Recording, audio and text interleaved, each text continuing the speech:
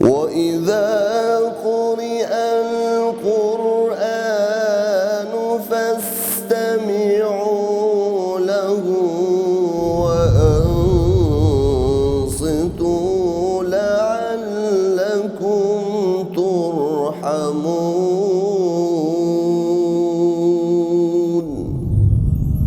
Адеп башаты дини уюму тарабынан даярдалды.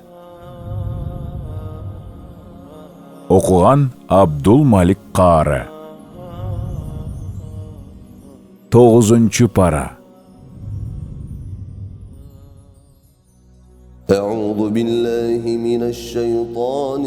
الرجيم. بسم الله الرحمن الرحيم. قال الملأ الذين استكبروا من قومه لنخرجنك يا شعيب والذين آمنوا معك من قريتنا أو لتعودن في ملتنا قال أولو كنا كارهين قد افترينا على الله كذبا إن عدنا في ملتكم بعد إذ نجانا الله منها وما يكون لنا أن نعود فيها إلا أن يشاء الله ربنا وسع ربنا كل شيء علما على الله توكلنا ربنا افتح بيننا وبين قومنا بالحق وأنت خير الفاتحين. وقال الملأ الذين كفروا من قومه لئن اتبعتم شعيبا إنكم إذا لخاسرون فأخذتهم الرجفة فأصبحوا في دارهم جاثمين. الذين كذبوا شعيبا كأن لم يغنوا فيها الذين كذبوا شعيبا كانوا هم الخاسرين فتولى عنهم وقال يا قوم لقد أبلغتكم رسالات ربي ونصحت لكم فكيف آسى على قوم كافرين. وما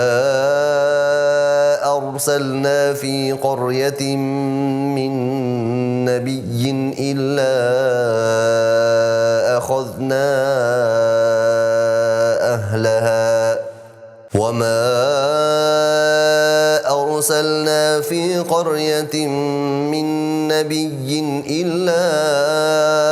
أخذنا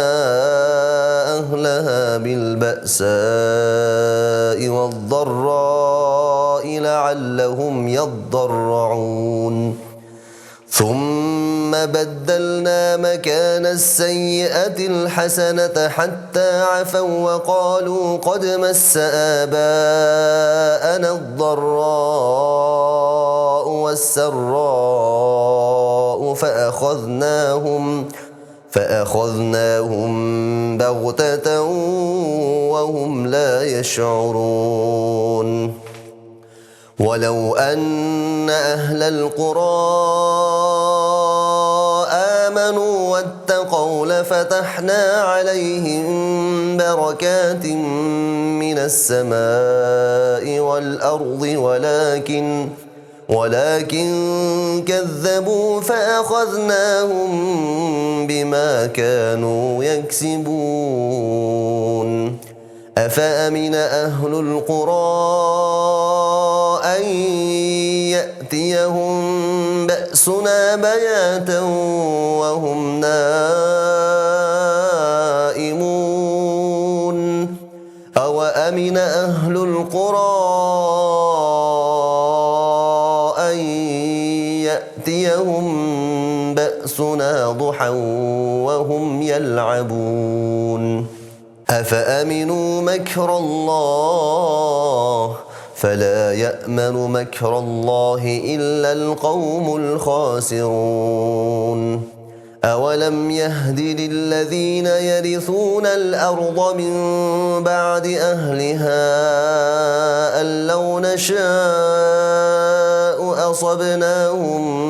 بذنوبهم ونطبع على قلوبهم فهم لا يسمعون تلك القرى نقص عليك من أنبائها ولقد جاءتهم رسلهم بالبينات فما كانوا ليؤمنوا بما كذبوا من قبل كذلك يطبع الله على قلوب الكافرين وما وجدنا لأكثرهم من عهد وإن وجدنا أكثرهم لفاسقين ثم بعثنا من بعدهم موسى بآياتنا إلى فرعون وملئه فظلموا بها فانظر كيف كان عاقبة المفسدين وقال موسى يا فرعون إني رسول من رب العالمين حقيق على ألا أقول على الله إلا الحق قد جئتكم ببينة من ربكم فأرسل معي بني إسرائيل قال إن كنت جئت بآية فأت بها إن كنت من الصادقين فألقى عصاه فإذا هي ثعبان مبين ونزع يده فإذا هي بيضاء للناظرين قال الملأ من قوم فرعون إن هذا لساحر عليم يريد أن يخرجكم من أرضكم فماذا تأمرون قالوا أرجه وأخاه وأرسل في المدائن حاشرين يأتوك بكل ساحر عليم وجاء السحرة فرعون قالوا إن لنا لأجرا إن كنا نحن الغالبين قال نعم وإنكم لمن المقربين قالوا يا موسى إما أن تلقي وإما أن نكون نحن الملقين قال ألقوا فلما ألقوا سحروا أعين الناس واسترهبوهم وجاءوا بسحر عظيم وأوحينا إلى موسى أن ألق عصاك فإذا هي تلقف ما يأفكون فوقع الحق وبطل ما كانوا يعملون فغلبوا هنالك وانقلبوا صاغرين وألقي السحرة ساجدين قالوا آمنا برب العالمين رب موسى وهارون قال فرعون آمنتم به قبل أن آذن لكم إن هذا لمكر مكرتموه في المدينة لتخرجوا منها أهلها فسوف تعلمون لأقطعن أيديكم وأرجلكم من خلاف ثم لأصلبنكم أجمعين قالوا إنا إلى ربنا منقلبون وما تنقم منا إلا أن آمنا بآيات ربنا لما جاءتنا ربنا أفرغ علينا صبرا وتوفنا مسلمين وقال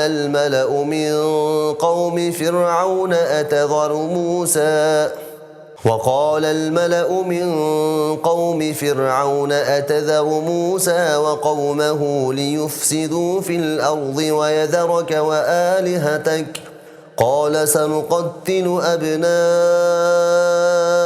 ونستحيي نساءهم وإنا فوقهم قاهرون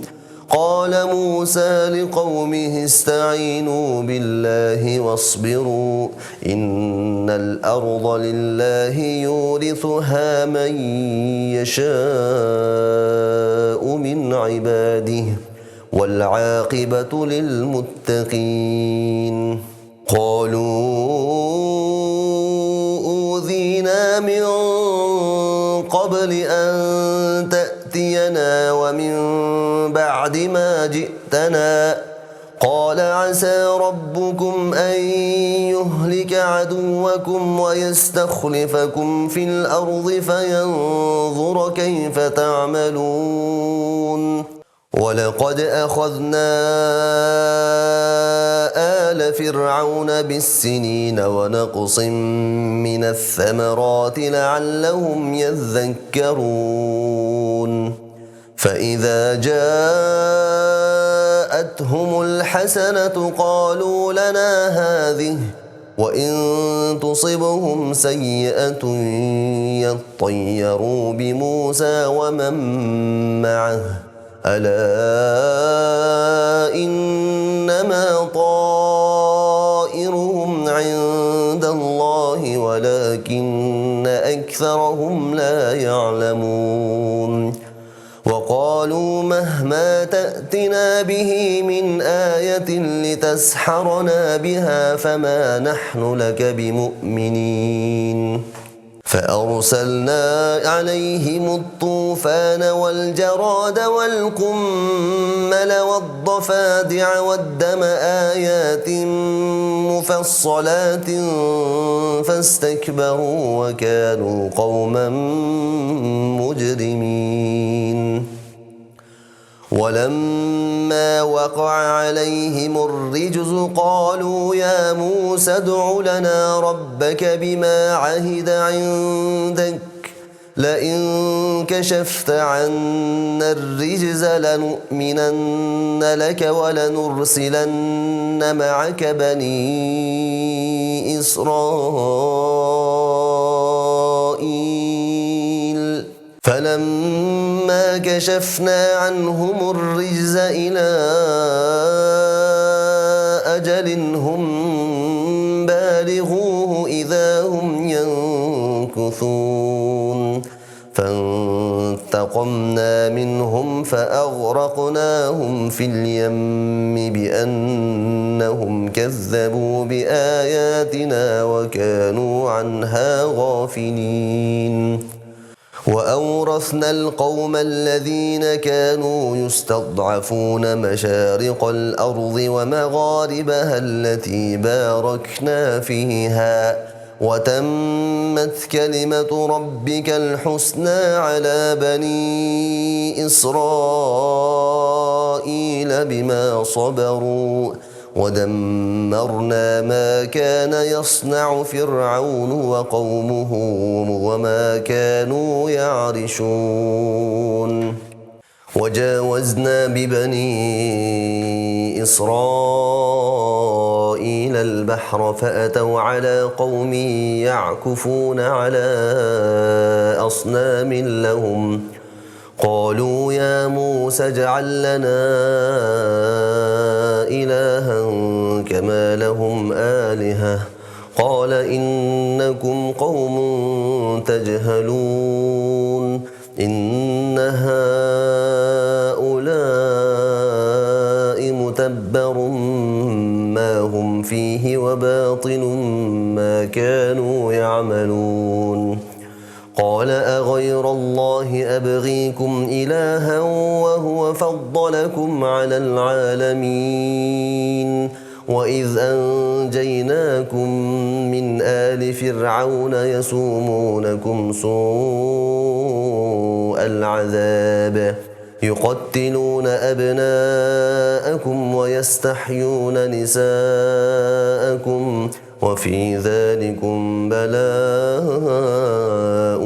من ربكم عظيم وواعدنا موسى 30 ليلة وأتممناها ب10 فتم ميقات ربه 40 ليلة وقال موسى لأخيه هارون اخلفني في قومي وأصلح ولا تتبع سبيل المفسدين ولما جاء موسى لميقاتنا وكلمه ربه قال رب أرني أنظر إليك قال لن تراني ولكن انظر إلى الجبل فإن استقر مكانه فسوف تراني فلما تجلى ربه للجبل جعله دكا وخر موسى صعقا فلما أفاق قال سبحانك تبت إليك وأنا أول المؤمنين قال يا موسى إني اصطفيتك على الناس برسالاتي وبكلامي فخذ ما آتيتك وكن من الشاكرين وكتبنا له في الألواح من كل شيء موعظة وتفصيلا لكل شيء فخذها بقوة وأمر قومك يأخذوا بأحسنها سأريكم دار الفاسقين سأصرف عن آياتي الذين يتكبرون في الأرض بغير الحق وإن يروا كل آية لا يؤمنوا بها وإن يروا سبيل الرشد لا يتخذوه سبيلا وإن يروا سبيل الغي يتخذوه سبيلا ذلك بأنهم كذبوا بآياتنا وكانوا عنها غافلين والذين كذبوا بآياتنا ولقاء الآخرة حبطت أعمالهم هل يجزون إلا ما كانوا يعملون واتخذ قوم موسى من بعده من حليهم عجلا جسدا له خوار ألم يروا أنه لا يكلمهم ولا يهديهم سبيلا اتخذوه وكانوا ظالمين ولما سقط في أيديهم ورأوا أنهم قد ضلوا قالوا لئن لم يرحمنا ربنا ويغفر لنا قالوا لئن لم يرحمنا ربنا ويغفر لنا لنكونن من الخاسرين. ولما رجع موسى إلى قومه غضبان أسفا قال بئس ما خلفتموني من بعدي أعجلتم أمر ربكم.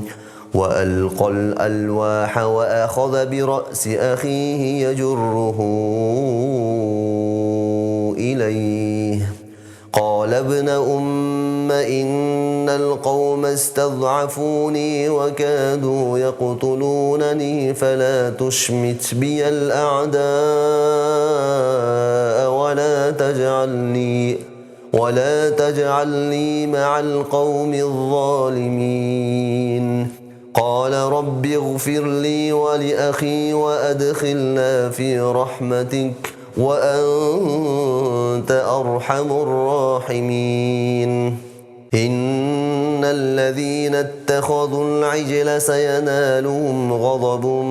من ربهم وذلة في الحياة الدنيا وكذلك نجزي المفترين. والذين عملوا السيئات ثم تابوا من بعدها وآمنوا إن ربك من بعدها لغفور رحيم. ولما سكت عن موسى الغضب أخذ الألواح وفي نسختها هدى ورحمة للذين هم لربهم يرهبون. واختار موسى قومه 70 رجلا لميقاتنا فلما أخذتهم الرجفة قال رب لو شئت أهلكتهم من قبل وإياي أتهلكنا بما فعل السفهاء منا إن هي إلا فتنتك تضل بها من تشاء وتهدي من تشاء أنت ولينا فاغفر لنا وارحمنا وأنت خير الغافرين. واكتب لنا في هذه الدنيا حسنة وفي الآخرة إنا هدنا إليك. قال عذابي أصيب به من أشاء ورحمتي وسعت كل شيء فسأكتبها للذين يتقون ويؤتون الزكاة والذين هم بآياتنا يؤمنون الذين يتبعون الرسول النبي الأمي الذي يجدونه مكتوبا عندهم في التوراة والإنجيل يأمرهم بالمعروف وينهاهم عن المنكر ويحل لهم الطيبات ويحرم عليهم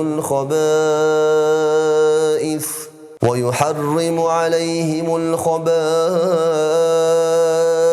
ويضع عنهم إصرهم والأغلال التي كانت عليهم فالذين آمنوا به وعزروه ونصروه واتبعوا النور الذي أنزل معه أولئك هم المفلحون.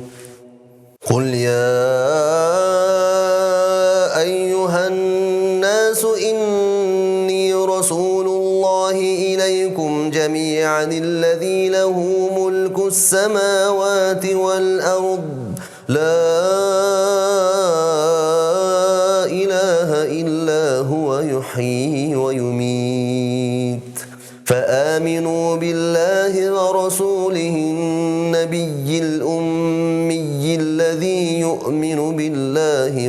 وكلماته واتبعوه لعلكم تهتدون ومن قوم موسى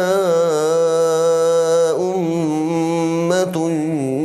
يهدون بالحق وبه يعدلون وقطعناهم 12 أسباطا أمما وأوحينا إلى موسى إذ استسقاه قومه أن اضرب بعصاك الحجر فانبجست منه 12 عينا قد علم كل أناس مشربهم وظللنا عليهم الغمام وأنزلنا عليهم المن والسلوى كلوا من طيبات ما رزقناكم وما ظلمونا ولكن كانوا أنفسهم يظلمون وإذ قيل لهم اسكنوا هذه القرية وكلوا منها حيث شئتم وقولوا حطة وادخلوا الباب سجدا نغفر لكم خطيئاتكم سنزيد المحسنين فبدل الذين ظلموا منهم قولا غير الذي قيل لهم فأرسلنا عليهم رجزا من السماء بما كانوا يظلمون واسألهم عن القرية التي كانت حاضرة البحر إذ يعدون في السبت إذ تأتيهم حيتانهم يوم سبتهم شرعا ويوم لا يسبتون لا تأتيهم كذلك نبلوهم بما كانوا يفسقون وإذ قالت أمة منهم لم تعظون قوما الله مهلكهم أو معذبهم عذابا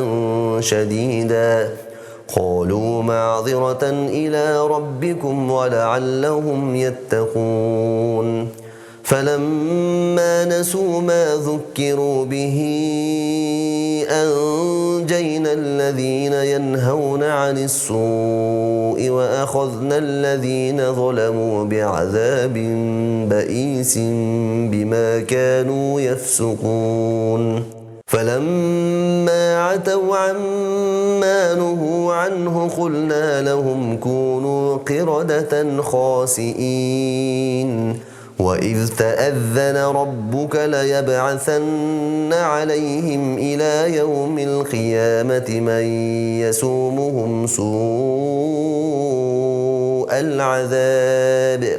إن ربك لسريع العقاب وإنه لغفور رحيم وقطعناهم في الأرض أمما منهم الصالحون ومنهم دون ذلك وبلوناهم بالحسنات والسيئات لعلهم يرجعون فخلف من بعدهم خلف ورثوا الكتاب يأخذون عرض هذا الأدنى ويقولون سيغفر لنا وإن يأتهم عرض مثله يأخذوه ألم يؤخذ عليهم ميثاق الكتاب ألا يقولوا على الله إلا الحق ودرسوا ما فيه والدار الآخرة خير للذين يتقون أفلا تعقلون والذين يمسكون بالكتاب وأقاموا الصلاة إنا لا نضيع أجر المصلحين وإذ نتقنا الجبل فوقهم كأنه ظلة وظنوا أنه واقع بهم خذوا ما آتيناكم بقوة واذكروا فيه لعلكم تتقون وإذ أخذ ربك من بني آدم من ظهورهم ذريتهم وأشهدهم على أنفسهم ألست بربكم قالوا بلى شهدنا أن تقولوا يوم القيامة إنا كنا عن هذا غافلين أو تقولوا إنما أشرك آباؤنا من قبل وكنا ذرية من بعدهم أفتهلكنا بما فعل المبطلون وكذلك نفصل الآيات ولعلهم يرجعون واتل عليهم نبأ الذي آتيناه آياتنا فانسلخ منها فأتبعه الشيطان فكان من الغاوين ولو شئنا لرفعناه بها ولكنه أخلد إلى الأرض واتبع هواه فمثله كمثل الكلب إن تحمل عليه يلهث أو تتركه يلهث ذلك مثل القوم الذين كذبوا بآياتنا فاقصص القصص لعلهم يتفكرون ساء مثلا القوم الذين كذبوا بآياتنا وأنفسهم كانوا يظلمون من يهد الله فهو المهتدي ومن يضلل فأولئك هم الخاسرون ولقد ذرأنا لجهنم كثيرا من الجن والإنس لهم قلوب لا يفقهون بها ولهم أعين لا يبصرون بها ولهم آذان لا يسمعون بها أولئك كالأنعام بل هم أضل أولئك هم الغافلون ولله الأسماء الحسنى فادعوه بها وذروا الذين يلحدون في أسمائه سيجزون ما كانوا يعملون وممن خلقنا أمة يهدون بالحق وبه يعدلون والذين كذبوا بآياتنا سنستدرجهم من حيث لا يعلمون وأملي لهم إن كيدي متين أولم يتفكروا ما بصاحبهم من جنة إن هو إلا نذير مبين أولم ينظروا في ملكوت السماوات والأرض وما خلق الله من شيء وأن عسى أن يكون قد اقترب أجلهم فبأي حديث بعده يؤمنون من يضلل الله فلا هادي له ويذرهم في طغيانهم يعمهون يسألونك عن الساعة أيان مرساها قل إنما علمها عند ربي لا يجليها لوقتها إلا هو ثقلت في السماوات والأرض لا تأتيكم إلا بغتة يسألونك كأنك حفي عنها قل إنما علمها عند الله ولكن أكثر الناس لا يعلمون قل لا أملك لنفسي نفعا ولا ضرا إلا ما شاء الله ولو كنت أعلم الغيب لاستكثرت من الخير وما مسني السوء إن أنا إلا نذير وبشير لقوم يؤمنون هو الذي خلقكم من نفس واحدة وجعل منها زوجها ليسكن إليها فلما تغشاها حملت حملا خفيفا فمرت به فلما أثقلت دعوا الله ربهما لئن آتيتنا صالحا لنكونن من الشاكرين فلما آتاهما صالحا جعلا له شركاء فيما آتاهما فتعالى الله عما يشركون أيشركون ما لا يخلق شيئا وهم يخلقون ولا يستطيعون لهم نصرا ولا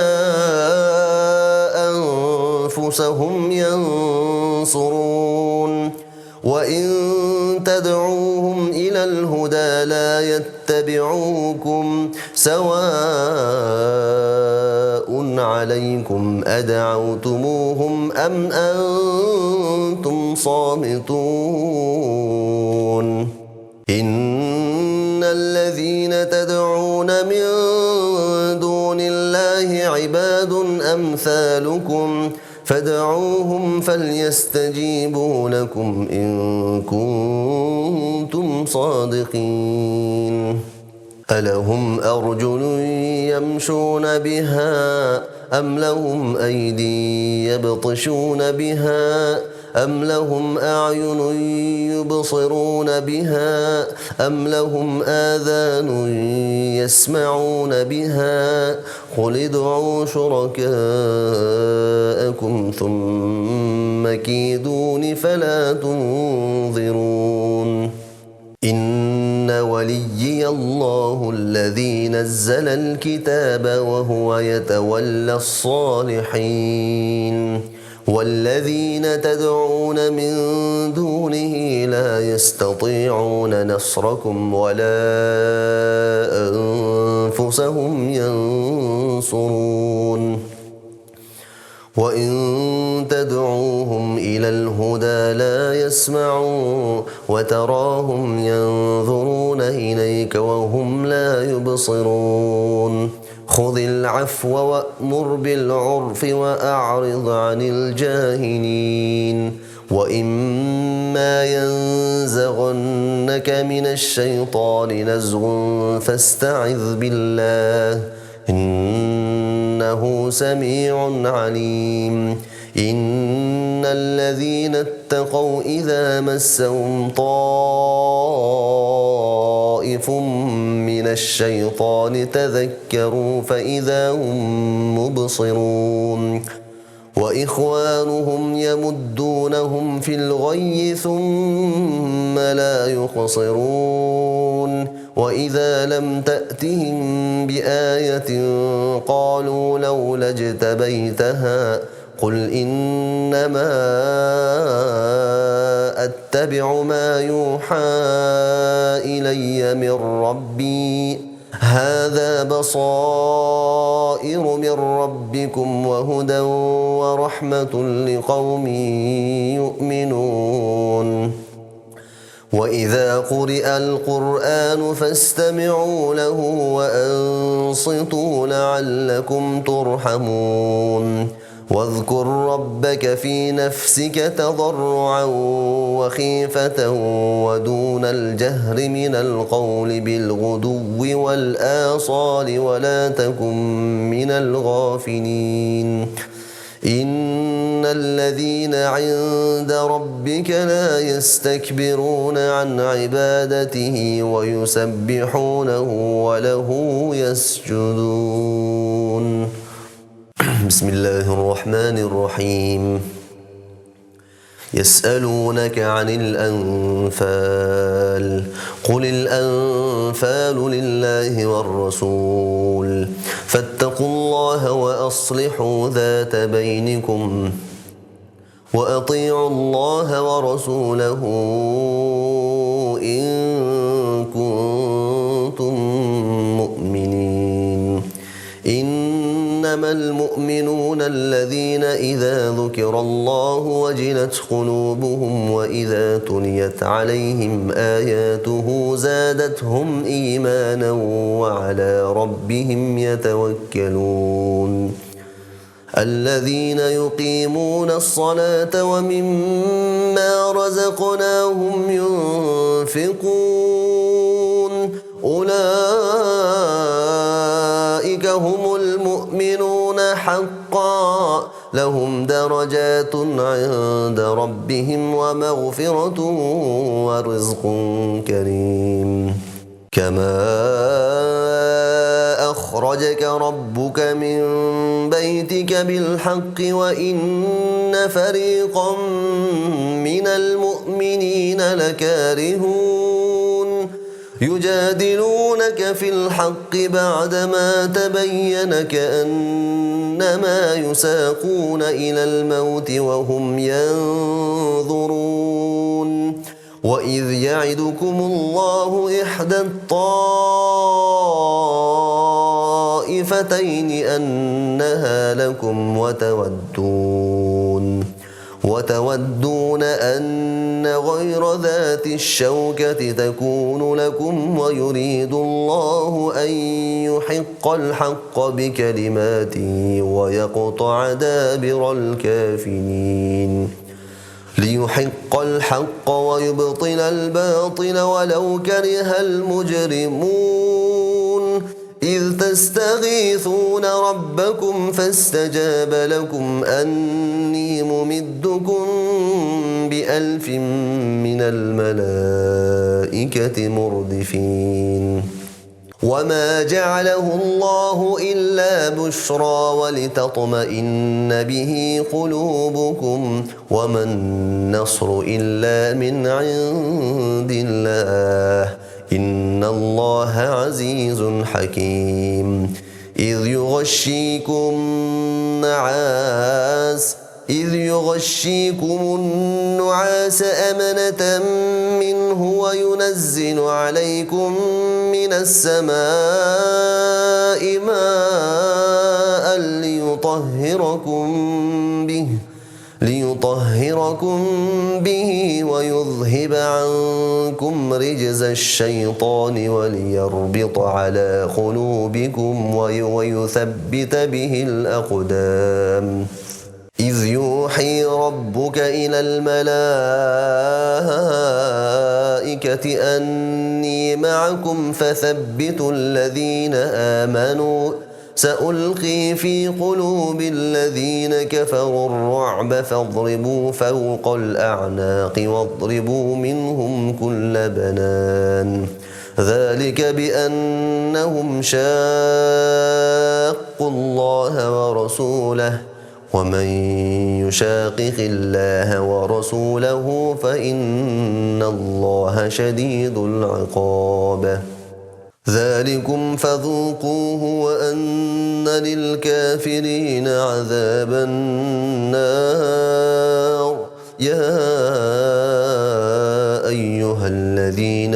آمنوا إذا لقيتم الذين كفروا زحفا فلا تولوهم الأدبار ومن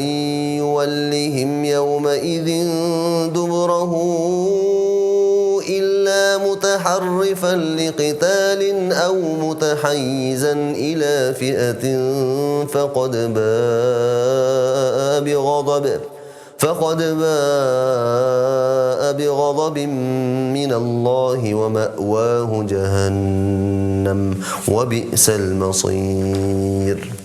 فلم تقتلوهم ولكن الله قتلهم وما رميت إذ رميت ولكن الله رمى وليبلي المؤمنين منه بلاء حسنا إن الله سميع عليم. ذلكم وأن الله موهن كيد الكافرين. إن تستفتحوا فقد جاءكم الفتح وإن تنتهوا فهو خير لكم وإن تعودوا نعد ولن تغني عنكم فئتكم شيئا ولو كثرت وأن الله مع المؤمنين. يا أيها الذين آمنوا أطيعوا الله ورسوله ولا تولوا عنه وأنتم تسمعون ولا تكونوا كالذين قالوا سمعنا وهم لا يسمعون. إن شر الدواب عند الله الصم البكم الذين لا يعقلون. ولو علم الله فيهم خيرا لأسمعهم ولو أسمعهم لتولوا وهم معرضون. يا أيها الذين آمنوا استجيبوا لله وللرسول إذا دعاكم لما يحييكم واعلموا أن الله يحول بين المرء وقلبه وأنه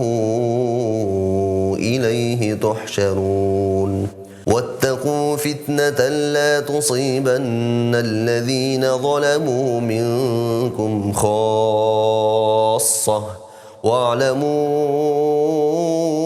أن الله شديد العقاب. واذكروا إذ أنتم قليل مستضعفون في الأرض تخافون أن يتخطفكم الناس فآواكم وأيدكم بنصره ورزقكم من الطيبات لعلكم تشكرون.